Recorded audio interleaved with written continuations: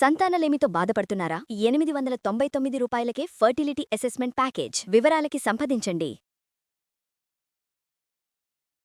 నమస్తే రమగారు. నమస్తే జయ. రమగారు, మంచి స్నేహితులు ఉండాలి. ఇది పదే పదే మనం కోరుకుంటాం, పిల్లలకి కూడా చెప్తూ ఉంటాం. అవును కదా, ఇవాళ రేపు స్నేహితులే కష్టంగా ఉన్నారు. అవును రమగారు, చాలా అంటే క్లోజ్ సర్కిల్ అయిపోతుంది. స్నేహాలు కూడా తగ్గిపోయినాయేమో బహుశా. నేను ఇంకొకటి అబ్జర్వ్ చేస్తాను రమగారు, మగ పిల్లలకు ఉన్నంత ఫ్రెండ్స్ వాళ్ళు 10th క్లాస్ ఫ్రెండ్స్ ని ఇంటర్ ఇప్పటికీ కంటిన్యూ చేస్తాను, ఎంత పెద్దోళ్ళైనా కంటిన్యూ చేస్తారు. కానీ ఆడపిల్లలకి ఒక పెళ్లి అయిపోయినా లేకపోతే ఒక ఉద్యోగంలోకి వెళ్ళిపోయినా పాత ఫ్రెండ్స్ ని అంత కంటిన్యూ కొంతమంది ఏమో ఉంటది, లిమిట్ గా ఉంటది. ఇదివరకటికి ఇప్పటికి తేడా వచ్చింది అనుకుంటాను నా వరకు. నేను ఫ్రెండ్ సర్కిల్స్ మనవి పెద్దవి చేయ ఇప్పుడు, ఎందుకంటే ఇప్పుడే పెద్దవి అంటున్నారా? నువ్వు తలమనకలు అయిపోయి పనిలో అన్ని అంటున్నారు కదా మీరు. ఫ్రెండ్స్ గిన్స్ లేరు నీకు. కాలక్షేపము, చిట్ చాటింగ్, షేరింగ్ కి నీకు అసలు అవసరం ఏముంది? ఖాళీ ఏది నీకు? నీలాంటి కొన్ని ప్రత్యేక జీవులు ఉంటాయి అలాంటి. మిగిలిన వాళ్ళందరూ 24/7 ఫ్రెండ్స్ తో కలిసి ఉంటున్నారు ఇప్పుడు. So Facebook friends extremely sorry అండి, నా ఆలోచన రాంగ్ అయితే. రమ్ గారు చెప్పింది 100% కరెక్ట్. సోషల్ మీడియాలో ఫ్రెండ్స్, ఇన్స్టాలో ఫ్రెండ్స్, కొత్త కొత్త సర్కిల్స్, బిజినెస్ సర్కిల్స్ లో ఫ్రెండ్స్, ఇంటి చుట్టుపక్కల ఫ్రెండ్స్, ఇవి పెరిగినాయి జయ. తర్వాత మనకి వాట్సాప్ గ్రూప్లు వచ్చినాయి చూడు. అవునండి, అవును. School friends, college friends, university friends, group colonial friends, ఒకే కాలనీ ఫ్రెండ్స్. వాళ్ళు కూడా వీడు మా కాలనీ ఫ్రెండ్ అంటుంటారు. మా సీను వాళ్ళ ఇంటికి ఒక ఫ్లోర్ కి ఒక గ్రూప్, ఒక టవర్ కి ఒక గ్రూప్, అది కూడా ఉంటుంది. అలా కూడా ఉంది. కమ్యూనిటీకి ఒక గ్రూప్. ఇప్పుడు ఇందులో ఉన్నాయా ఈ మొత్తం స్నేహితుల సమూహాలు ఉన్నాయా? వీటిలలో బెస్ట్ ఫ్రెండ్స్ ఎంతమంది ఉంటారంటే ఇలాగే లెక్క పెట్టుకోవాలి మనం. అంతే. 10,000 రావు, 5 కూడా రావు, 2 లేదా 3 వీటికేసే చూసుకుంటుంటాం మనం. అంతే. అంతకంటే మిగిలినంతా ఊరికే స్నేహాలు, ఒట్టొట్టి స్నేహాలు, హాయ్ బాయ్ స్నేహాలు, ఏదో చిన్న చిన్న ఇచ్చిపుచ్చుకునే స్నేహాలు, ఓ ట్రిప్ కలిసి వెళ్ళే స్నేహాలు, ఇవన్నీ ఉంటాయమ్మా. ఇందులో మనసిచ్చి పుచ్చుకునే స్నేహాలు ఎన్నుంటాయి? ఇది లెక్క. మీకు ఎంతమంది ఉంటారు రమగారు? మీరు అన్నట్లు మనసు ఇచ్చి పుచ్చుకునే స్నేహాలు. చిన్నప్పటి స్కూల్ ఫ్రెండ్స్ లో అయితే శారదొకతి. కాలేజ్ ఫ్రెండ్స్, నా కాలేజీ లైఫ్ లో నాకు ఫ్రెండ్స్ లేరు, కానీ 1 సంవత్సరమే ఉండి వెళ్ళిపోయిన పావని ఒకటి బాగా క్లోజ్ ఫ్రెండే. వీళ్ళు శారద, పావని, వీళ్ళిద్దరు. తర్వాత ఇంకా పైకి వెళ్ళాక నేను తిరుపతిలో ఉన్నప్పుడు ఫ్రెండ్స్ లో నుంచి నాతో టచ్ లో ఉన్న వాళ్ళు ఎవరు లేరు, కానీ ఎప్పుడైనా మాట్లాడుకుంటాం, ఎప్పుడైనా సార్, కానీ వాళ్ళు ఎవరు నా క్లోజ్ ఫ్రెండ్స్ గా నేను చెప్పుకోలేను.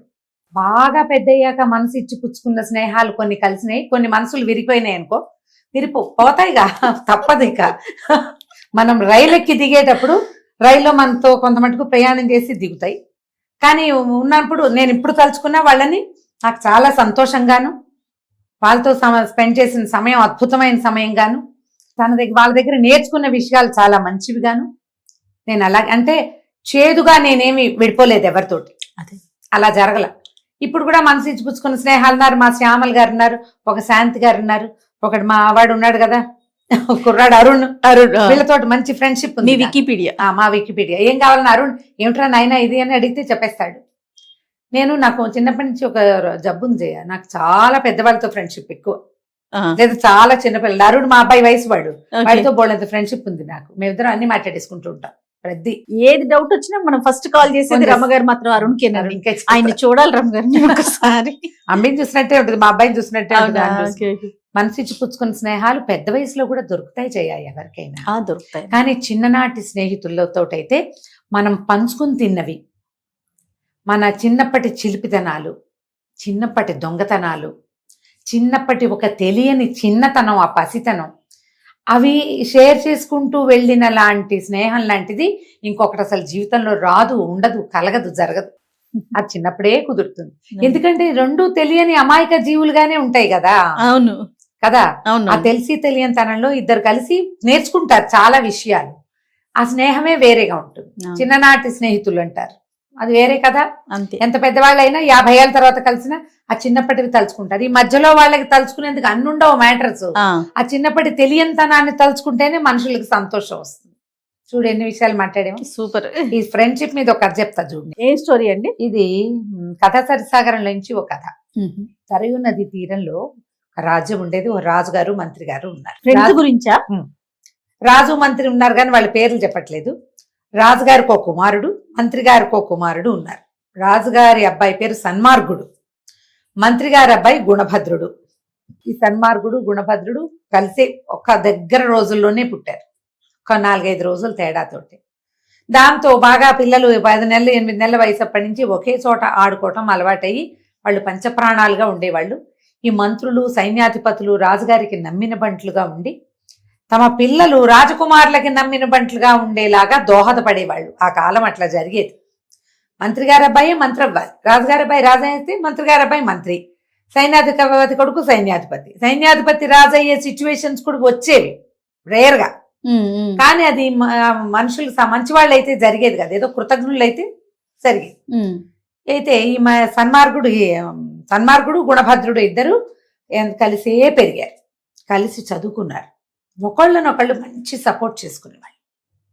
గుణభద్రుడికి ఎంతసేపు సన్మార్గుడి ఆరోగ్యము, అతని గుడ్ విల్, అతను హాయిగా ఉండటమే కావాలి. అయితే ఏమైంది, కొంతకాలం పిల్లలు పెద్దవాళ్ళు అయ్యాక వీళ్ళకి పొరుగునున్న రాజుగారి అమ్మాయితో సన్మార్గుడికి, ఇంకొంచెం అవతలగా ఉన్న రాజ్యంలో మంత్రి గారి అమ్మాయితోటి గుణభద్రుడికి పెళ్లిళ్ళు అయినాయి. ఒక 2-3 నెలల తేడాలో వివాహాలైనాయి. ఆ అమ్మాయిల పెళ్లి కూతుళ్ళు ఇద్దరు వీళ్ళ ఊరు వచ్చారు, కొంతకాలం హాయిగానే ఉన్నారు. కొన్నాళ్ళు అయిన తర్వాత ఆడపిల్లల్ని పుట్టిళ్ళకి పంపుతారుగా, ముందు కాలంలో పంపేవాళ్ళు కాదు, ఇటు తర్వాత కాలంలో ఈ కథాకాలం నాటికి ఇది జరిగేది. అయితే ఈ అమ్మాయిలు ఇద్దరు వాళ్ళ పుట్టిళ్ళకి వెళ్ళిపోయారు. అప్పట్లో ఏంటంటే ఏదో 2 రోజులకి వెళ్ళి 3 రోజులు తిరుగు చేయటాలు అవి ఉండేవి కాదు, ఒక 6 నెలలు 8 నెలలు అట్లా జరిగేది. రాజకుమార్తె వెళ్ళిపోయింది, మంత్రి కుమార్తె వెళ్ళిపోయింది. సన్మార్గుడు గుణభద్రుడు కొద్ది రోజులు వేటలాడారు, అవి ఇవి ఆడిన తర్వాత ఏమిటో ఇంతకాలం అయిపోయింది, వీళ్ళు వచ్చే మార్గం ఎన్నుకోవట్లేదు, రావటం లేదు, ఆడవాళ్ళిద్దరూ మనమే వెళ్ళి చూసొద్దామా అని మాట్లాడుకున్నారు. సరే, రాజుగారు ఏమన్నారు, ఇంకా యువరాజుగానే ఉన్నాడు సన్మార్గుడు, ఆ రాజు అయ్యే లోపల 4 ఊళ్ళు చూసినట్టు ఉంటుంది, ఇద్దరే ఒంటరిగా ప్రయాణం చేసి మీ భార్యలను చూసి మీ అత్తవారు పంపిస్తామంటే మంది మార్బలంతో సహా వెనక్కి రండని చెరుకో గుర్రము వేసుకుని వెళ్ళమన్నారు. వీళ్ళిద్దరూ బయలుదేరి వెళ్ళారు. మధ్యదారిలో ఒక అడవిలో ఆగారు. ఆగితే సన్మార్గుడు అన్నాడు, ఒళ్ళు ఊపేస్తుంది, ఏదో కాస్త ఆహారం తేడా చేసింది నాకు, వాళ్ళు చాలా బరువుగా ఉందంటే, గుణభద్ర అన్నాడు, నువ్వు పడుకో, రెస్ట్ తీసుకో, నాకేం అలసటగా లేదు, నేను కాళ్ళు చాపుకుని కూర్చున్నా చాలు నాకు, నువ్వు నిద్రపో 2 గంటలు, లేచి ప్రయాణం చేద్దామని తను కాళ్ళు చాపుకుని కూర్చుని తన తొడ మీద తలబెట్టుకుని పడుకునేలాగా సన్మార్గుడికి పడక ఏర్పరిచి గుణభద్రుడు ఆ చెట్టు బోధకి తల నుంచి కళ్ళు మూసుకున్నాడు. సన్మార్గుడు నిద్రపోయాడు. ఈ చెట్టు మీద 2 గువ్వ పిట్టలు ఉన్నాయి. ఆ గువ్వలు కిచక నోరు మూసుకోకుండా మాట్లాడుతూనే ఉన్నాయి. ముందు గుణభద్రుడు వినలా, తర్వాత అతనికి అవి మాట్లాడుకుంటాయని, తమ గురించే మాట్లాడుతున్నాయని అర్థమైంది. అతనికి పక్షి భాష వచ్చు. హాయిగా నిద్రపోతున్నాడు యువరాజు. రేపు తెల్లారేసరికల్లా ప్రాణాలు పోతాయి, అందుకే అలసట వచ్చేసింది చూసావా ముందు అని మాట్లాడుకుంటుంది. గుణభద్రుడు నిర్కాంతపడి, శుభ్రంగా ఉన్నాడు, వీడు రేపొద్దుటికి ఎందుకు చచ్చిపోవాలి, వీడికి వాళ్ళు 2వ పిట్ట అంటుంది, అబ్బా చూడ్డానికి ఎంత బాగున్నాడు, చూడు కళకళ్ళాడిపోతున్నాడు రాచకళతోటి అంటే, బాగుంటే ఏముంది, వీడికి మారకం ఉంది, యువరాజు తప్పించుకోలేడు, ఒకటి తప్పితే ఒకటి 3 గండాలు ఉన్నాయి ఇతనికి, ఇది తప్పదు ఆనంగానే గుణభద్రుడు గుండెలో రాయిపడింది. గండాలు ఉన్నాయంటే ఇప్పుడు రాజకుమారుడు వెళ్ళే దారి ఒకటి ఉంది, ఆ దారిలో ఉండాలి ఆ గండాలు. సరే, దీన్ని సరిచేద్దామని ఏ గుండె దిటవు చేసుకున్నాడు. ఈ సన్మార్గుడికి చెప్పల, మాట్లాడకుండా ఊరుకున్నాడు. బయలుదేరి అదేంటి మణిభద్ర నగరమో మణిమేఖలా నగర రాజకుమార్తెని పెళ్లి చేసుకున్నాడు సన్మార్గుడు. ఆ రాజ్యం తాలూకు మొగదల్లోకి వెళ్ళి, ఇన్ని మేము అల్లుడు గారు తీసుకొచ్చానని అక్కడ ఉన్న సైనికులకు చెప్పాడు. చెప్పంగానే వాళ్ళు ఏం చేశారు, లోపలికి కబురు చేశారు, అల్లుడు గారు వచ్చారని. అక్కడి నుంచి తాషా మార్బాలు మోగినాయి అల్లుడు కోసమని. ఈ పళ్ళకీలు గిళ్ళకీలు అన్నీ వచ్చినాయి ఇతని లోపల తీసుకెళ్ళటానికి. వీళ్ళ గుర్రాలు ఇక్కడ కట్టేసి రాజుగారి అల్లుడు కోసం పల్లకి ఏర్పరిచారు. ప్రయాణం చేసి వచ్చాడుగా, పల్లకీలో మోసుకుపోతారనమాట. పల్లకీలు రాగానే గుణభద్రుడు ఏం చేశాడు, మంత్రి గారు వచ్చాడు వీళ్ళని తీసుకెళ్ళటానికి. మంత్రికి చెప్పాడు, ఏమండి నా పల్లకీలో ఏమో సన్మార్గుడు ఎక్కించాడు, సన్మార్గుడి పల్లకీలో నేను వస్తాను అనేసరికి ఆయన గుళ్ళు మట్టింది. ఎట్టి వీడు మరి విడ్డూరంగా ఉన్నాడు, సరేలేండి అన్నాడు. సరేలే అని ఏం చేశాడు, చిన్న పల్లకీలో ఏమో సన్మార్గుడిని ఎక్కించి యువరాజు అల్లుడు గారు కూర్చోవలసిన ముత్యాల పల్లకీలో ఏమో గుణభద్రుని కూర్చోబెట్టారు.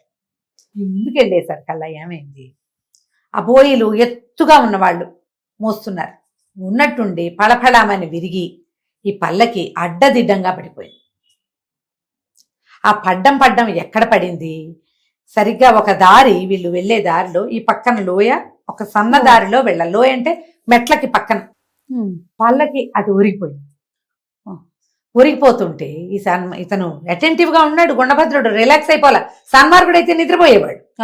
ఇతను ఏం చేశాడు, గట్టి గబుక్కున ఉరికి ఒక దూకాడు యువతలకి. పల్లకి కాస్త అటు పక్కకు పడిపోయింది. ఒక 3 అంతస్తులు కిందకి పడింది. అది అయ్యో అయ్యో ఎంత గండం తప్పింది అన్నారు.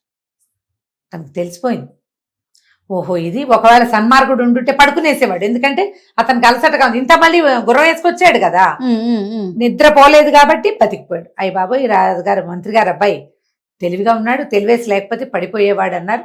ఇంకో పల్లకి తెప్పించి ఎక్కించారు. సరే పల్లకి నడిచింది ముందుకు నడిచి వెళ్ళాక ఏమైంది, ఇంకొక 5 నిమిషాల్లో రాజప్రాసాదంలోకి చేరతారనగా బయట ఒక దీని లాంటిది కట్టారు. సింహద్వారానికి ముందు ఇప్పుడు మన దేవాలయాలకి వాటికి ముందు ప్రాకారాలు లాంటివి కడతారు కదా, ఒకటి స్వాగత ప్రాకారం ఒకటి కట్టబడి ఉంది. ఆ స్వాగత ప్రాకారానికి కింద వీళ్ళు పల్లకి ఆపారు. పల్లకి ఆపిన మరుక్షణం ఆ ప్రాకారం కూలిపడిపోయింది. అప్పుడు కూడా ఏదో పళా అని శబ్దం వచ్చేసరికి ఇతను గుణభద్రుడు అటెంటివ్ గా ఉన్నాడు కదా, పల్లకిలోంచి దిగేశాడు బయటికి. పల్లకి ఆపిన మరుక్షణం అతను దిగాడు. దిగుతూ ఉండగానే పైనుంచి పడింది. హాహాకారాలు చేస్తూ తప్పుకున్నారు, కానీ ఒక పాలకి మోసిన పోయాడు దాని కింద. అయ్యో ఇదేమిటి ఇట్లా అయింది అని ఆశ్చర్యపోయారు. దిష్టిలు తీశాక భవనాల్లోకి ప్రవేశపెడుతుంటే గుణభద్రుడు అన్నాడు, అయ్యా మంత్రి గారికి చెప్పాడనమాట, సన్మార్గుడికి ఏ గది కేటాయిస్తున్నారో ఆ గది నాకు కావాలి, నా గదిలో సన్మార్గుడిని ఉంచండి అనేసరికి తనకు నచ్చల. సరే గబగబా వెళ్ళి రాజుగారి దగ్గరికి మంత్రి వెళ్ళి, ఏంటండి తన స్నేహితుడు ఇట్లా ఉన్నాడు, ఇప్పటికీ 2 సార్లు చేసి, అయితే ఏదో ప్రమాదం తప్పిందనుకోండి, ఆయన పల్లకిని తనకు కావాలన్నాడు, సరే ఏదో అయ్యింది, మరి ఇప్పుడేమో యువరాజు గదిలో తను పడుకుంటానంటున్నాడండి అనేసరికల్లా అతను ఎక్కువ స్నేహంగా ఉండటం వల్ల ఎలా అంటున్నాడు లేండి, అంతకంటే ఏం లేదు, కాసేపు ఉండనివ్వండి, విశ్రాంతి తీసుకొనివ్వండి, రాత్రికి అమ్మాయి వెళ్లే వేళకి తనే అబ్బాయి వెళ్ళిపోయి అల్లుడు గారు ప్రవేశిస్తాడులేండి అనేసరికల్లా సరే ఏం చేశారు, సన్మార్గుడి గదిలోకి గుణభద్రుడి గదిలోకి సన్మార్గుడిని పంపించారు. ఈ లోపలికి వచ్చిన గుణభద్రుడు గదంతా చూశాడు, అన్నీ చూశాడు, ఎక్కడ ఏం ప్రమాదం జరిగే సూచనలు లేవు, పర్వాలేదనుకున్నాడు. భోజనాన్ని పిలిచారు, భోజనం పెట్టారు. ఆ భోజనం కూడా తను తినకుండా సన్మార్గుడిని తిన్నివ్వల. మంత్రికి వింతగానే ఉంది. సరే భోజనం అయిపోయింది, రాజుగారు వచ్చి అల్లుడిని బలకరించాడు, అన్నీ అయినాయి. తర్వాత అమ్మాయి వస్తుంది, మరి 6 నెలలు అయిందిగా భార్య వియోగం, అతను అమ్మాయి వెళ్ళిపోయి ఇక్కడ ఉంది కదా పుట్టింట్లో, అమ్మాయి వస్తుంది మీరు విశ్రాంతి తీసుకోండి అంటే సన్మార్గుడు అన్నాడు, ఆమె గదిలోకి వెళ్తున్నాను నేనని చెప్పాడు. ఆ అమ్మాయి గదిలోకి వెళ్తుంటే భయం వేసింది గుణభద్రుడికి. అమ్మో ఏమన్నా కొంప మునుగుతుందేమో ఇక్కడని ఇక సన్మార్గుడు వెనకాల చల్లగా వెళ్ళి అతను అటు ఇటు చూసే సమయంలో చటుక్కుని పోయి అద్దం వెనకాల దక్కున్నాడు. అది స్నేహితుడి గది, ఏకాంత మందిరం, ఈ పని చేయకూడదు అనిపిస్తోంది, కానీ ప్రమాదం, రేపు తెల్లారే లోపల చచ్చిపోవాలి ఇతను, అదే కదా గువ్వలు మాట్లాడుకున్నాయి. ప్రాణాలు గుప్పెట్లో పెట్టుకుని కూర్చుంటే చీకటి పడింది, బాగా 10 అయింది, ఎవరని రాల. సన్మార్గుడు మెల్లిగా ఆవలింతలు మొదలైనాయి. అతను బాగా అలసిపోయి ఉన్నాడు, ఏదో ఒంట్లో చిన్న తేడా ఉంది, ఏ ఫీవరిష్గానో ఉంది. ఆ బల్ల మీద పెట్టిన పాలు తాగేసి ఒళ్ళు విడుచుకొని నిద్రకు ఉపక్రమించాడు. దాంతో దారిన అతను నిద్రపోయాడు. లోపలికి యువరాణి వచ్చింది. చూస్తున్నాడు గుణభద్రుడు. ఆ యువరాణి అడి తిరిగింది, భర్తను చూస్తే అది మంచి గాఢ నిద్రలో ఉన్నాడు. ఓ 2 గంటలు పడుకుని లేచిన తర్వాత భార్యతో కబుర్లు చెప్పచ్చు. ఆ అమ్మాయికి ఒళ్ళు మండిపోయింది, బుసలు కొడుతూ బయటికి వెళ్ళింది. ఈ వెనకాల కూర్చున్న గుణభద్రుడికి డౌట్ వచ్చింది, ఏమిటి భర్త 6 నెలల తర్వాత కనపడ్డాడు, పడుకున్నాడు అనుకో, వచ్చి తన పక్కన ఆ పర్యంకం మీద రెండో పక్కన పడుకోవచ్చు కదా, ఈవిడ ఎక్కడికి వెళ్తోంది, చటుక్కుని ఆమె వెనకాల బయలుదేరాడు. తీరా చూద్దాము అమ్మాయి లోపలికి వెళ్తల్లా, బిల్డింగ్ లోపల కాదు బయటికి నడిచింది. ఆమె వెనకాల పరిగెత్తుకుంటూ గుణభద్రుడు కూడా వెళ్ళాడు. వెళ్తే ఆ అమ్మాయి బయటికి వెళ్ళి అక్కడున్న ఒక గుర్రం ఎక్కి టకటకలాడించకుండా నిదానంగా తను నడవకుండా గుర్రం మీద వెళ్తోంది. కొంతమేరకు వెళ్ళి ఆ గుణభద్రుడు గబగబా విసురు అడుగులతోటి, అంటే పరిగెత్తలేకపోయేవాడు, కానీ వెళ్ళాడు. వెళ్ళి చూస్తే ఈమె ఒక భవనంలోకి వెళ్ళింది. అది ఒక పాడుపడ్డ భవంతి. ఆ లోపల ఒకడు మంచి పెద్ద అట్టాకట్టాగా ఉన్న పెద్ద పర్సనాలిటీతో ఒకడు ఒక పాత మంచం మీద పడుకుని ఉన్నాడు. ఈ అమ్మాయి వెళ్ళి వాడి పాదాలు పట్టుకుంది. ఆలస్యం అయిపోయింది, క్షమించవు అంటూ. వాడు ఒక్క తన్ను తన్నాడు రాజకుమార్తెని. తన్నటం ఎవరికెవ్వమని నా భర్త వచ్చాడు. ఎప్పటికీ అతను నాతోటి ఏం మాట్లాడలేదు. నిద్రపోతుంటే విసిగిపోయి నువ్వు నా కోసం వేచి ఉంటావని వచ్చాను.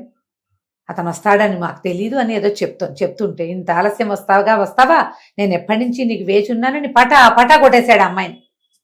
ఈ అమ్మాయి వాడిని బతిమిలాడి కాళ్ళు చేతులు పట్టుకుని, క్షమించు, నువ్వు వేచి ఉంటావని నాకు తెలుసు, నా భర్త రావటం వల్ల బాగుండదని ఉండిపోయాను అంతే అని చెప్పి అతన్ని కావులించుకుంది. ఈ మంత్రి కుమారుడు చూస్తూనే ఉన్నాడు. ఆ అమ్మాయి భర్తతో చేయవలసిన సరాగమంతా ఇక్కడున్న ఈ చోరశిఖామణిలాగా దొంగలాగా కనపడుతున్నాడు వాడు. అతనితోటి అన్ని నెరిపి అతన్ని పడుకోమని, నేను మళ్ళీ వెళ్తాను, నా భర్త నిద్రలేస్తాడేమో చూస్తాను.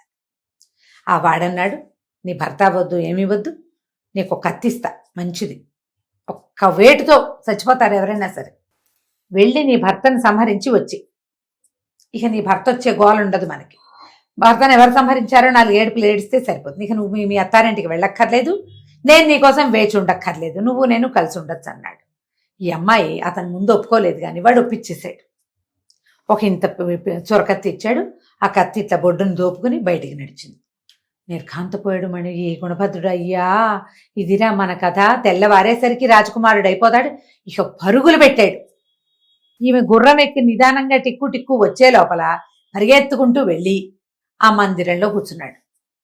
రాజకుమారుడిని నిద్రలేపి మీ ఆవిడ నేను చంపేస్తుంటే ఎలా ఉండేదో అలా చేయలేకపోయాడు. అది వాళ్ళ ఊరు కదా, చేయలేక దాని వెనకాల దాక్కున్నాడు. ముందు దాక్కున్నాడుగా అక్కడే. ఈ అమ్మాయి రావటం ఏమిటి, అమ్మో ఇట్లా లోపలికి వచ్చి చటుక్కుని దింపేసింది కత్తి. వీడు కేకలు పెడుతూ ఈ గుణభద్రుడు ఆమెను పట్టుకునే లోపలే ఆ కత్తి కాస్త రాజకుమారుడి గుండెల్లో దిగిపోయింది.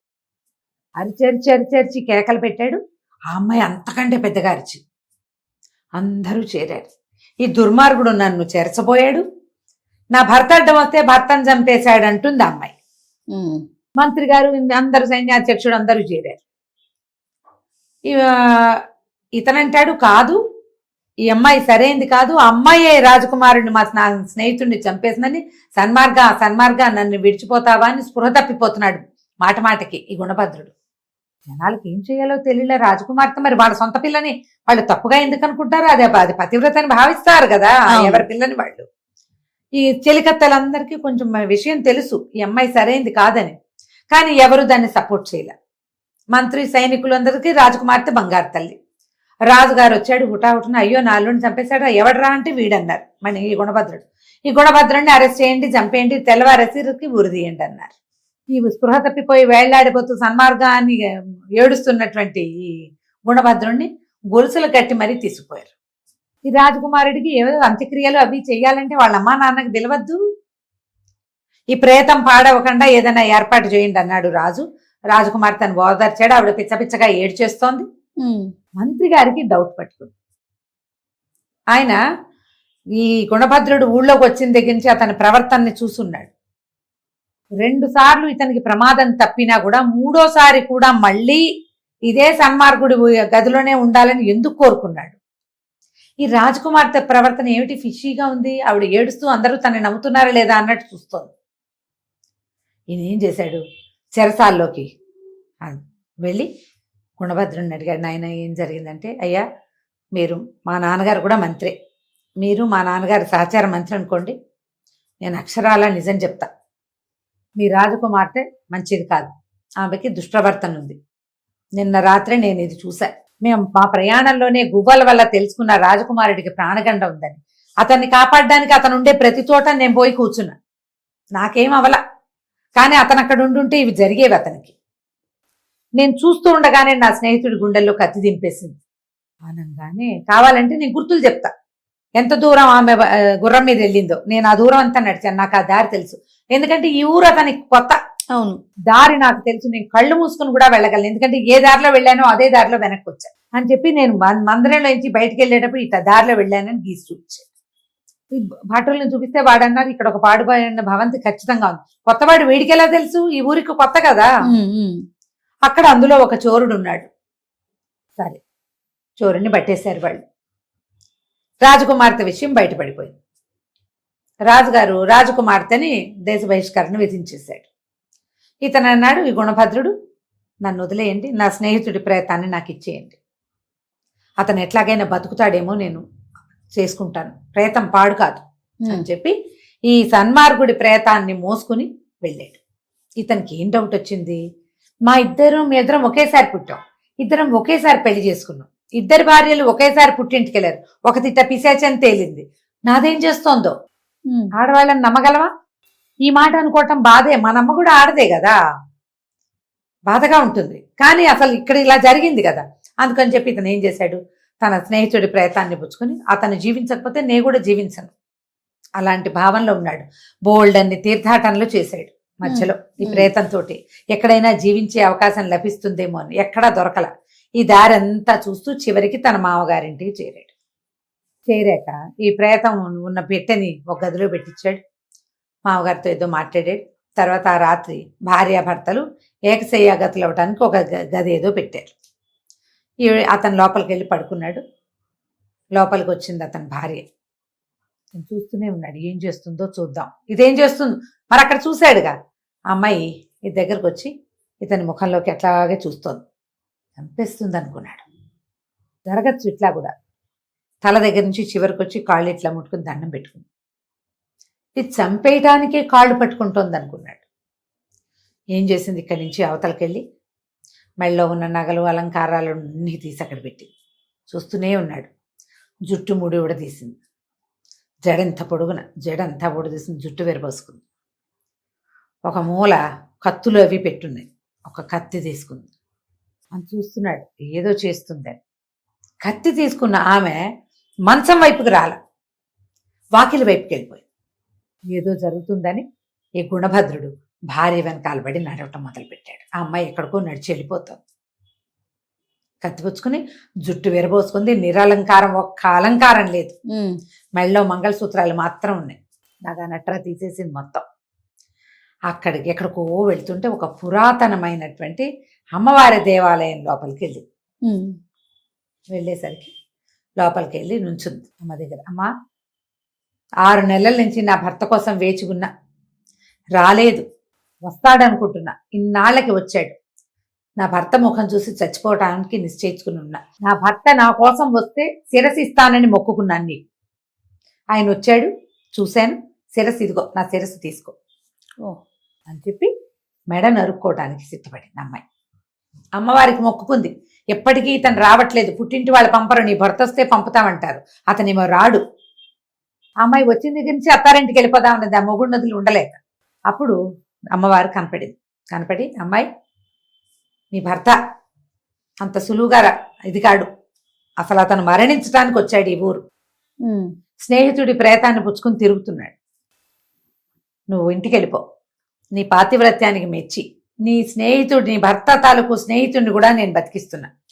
తైలం పెట్టెలో ఉన్నాడు, నూనె పెట్టెలో, దాంట్లో నుంచి బయటికి తీసి గంగా స్నానం చేస్తే వాడు జీవిస్తాడని ఆవిడ ఏదో ఒక విభూది అవి ఇచ్చింది.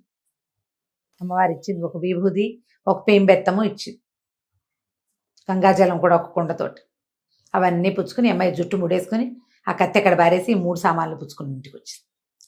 ఇదంతా చూసేశాడు గుణభద్రుడు. ఆహాహా, నా భార్య ఎంత పతివ్రత, దీనివల్ల నా స్నేహితుడు కూడా బతుకుతున్నాడే. పరిగెత్తుకుంటూ వెళ్ళిపోయి పక్క మీద పడుకున్నాడు. ఆవిడ గదిలోకి వచ్చింది. ఇతను లేచాడు, అని నిద్ర లేచినట్టు లేచి, నువ్వు ఇప్పుడే వచ్చావా, నాకు ఒక గొప్ప కల వచ్చింది. ఎలాంటి కల అంటే, ఒక స్త్రీ జుట్టు విరబోసుకుని దేవాలయంలో కూర్చుంది, అమ్మవారికి తల ఇస్తానంటోంది, నాకు అట్లా కల వచ్చింది. అయితే అమ్మవారు ఆమెకి ఏదో వరం ఇచ్చినట్టు కల వచ్చిందంటే ఆమె పాదాలు పట్టుకుని, నీ కల కాదు, ఇది అక్షరాలా జరిగింది, నేనే అమ్మకి నా కుతుకిస్తానని దండం పెట్టుకున్నాను, ఆమె నీ స్నేహితుడిని బతికించడానికి అవకాశం ఇచ్చింది మనకి, పద నీ స్నేహితుడిని బతికిద్దాం. భార్యాభర్త ఇద్దరు కలిసి ఆ పక్క గదిలో పెట్టెలో పెట్టున్న ఈ సన్మార్గుడి శరీరాన్ని నూనె దాంట్లోంచి తీసి బయట పెట్టారు. ఈ గంగాజలం పోసి విభూతి జల్లి ఆ బెత్తంతో రాస్తే లేచి కూర్చున్నాడు సన్మార్గుడు. లేచి కూర్చుని చూసి, మిత్రమా ఏమిటి నీ భార్యను కూడా తీసుకొచ్చావా అంటున్నాడు. నా భార్యను తీసుకురాలేదు నాయన, నా భార్య నిన్ను తీసుకొచ్చింది, ఇదిగో ఈ కథ అంతా ఇట్లా జరిగిందని మొత్తం విషయం అంతా చెప్పాడు. సన్మార్గుడు ఆశ్చర్యపడి, నాకు తెలియకుండా ఇంత కథ నడిపావు నువ్వు, సరే పద మనం మన ఇంటికి వెళ్ళిపోదాం నీ భార్యను తీసుకుని. మర్నాడు ముగ్గురు ప్రయాణమై వాళ్ళ సొంత ఊరు సరయూ నదీ తీరంలో ఉన్న దారానగరానికి వెళ్ళిపోయారు.